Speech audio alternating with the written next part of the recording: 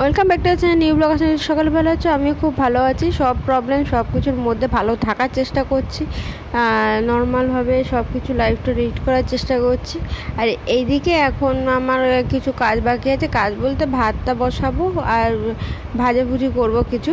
আমি রান্না আমার অলমোস্ট কমপ্লিট হয়ে গেছে, ঘর ধর পরিষ্কার করে স্নান করে পুজো দেওয়াও আমার কমপ্লিট হয়ে গেছে।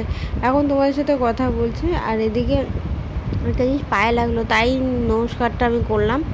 আর ফুসফুস কাশিটা আমার লেগেই আছে, সিরিয়াসলি কাশিটা এখনও কমছে না। এছাড়া শরীর আমার একদম ফিট, আমি ঠিকঠাক আছে। তো চলো তোমার সাথে সবটা শেয়ার করতে থাকি, তোমরাও দেখতে থাকো। এই যে এখানে পুজো দেওয়া কমপ্লিট আমার, দেখছি নাট বলতেও। আমি তো কার্টুন দেখি, তোমরা জানো। এখানে পটল ভাজা হচ্ছে, ভাত বসিয়ে দিয়েছি, বেগুন রয়েছে, এখানে উচ্ছের ডাল মানে এই তেঁতোর ডাল। তেঁতোর ডাল কি তোমাদের ভালো লাগে? আর এদিকে বৃষ্টি পড়ছে।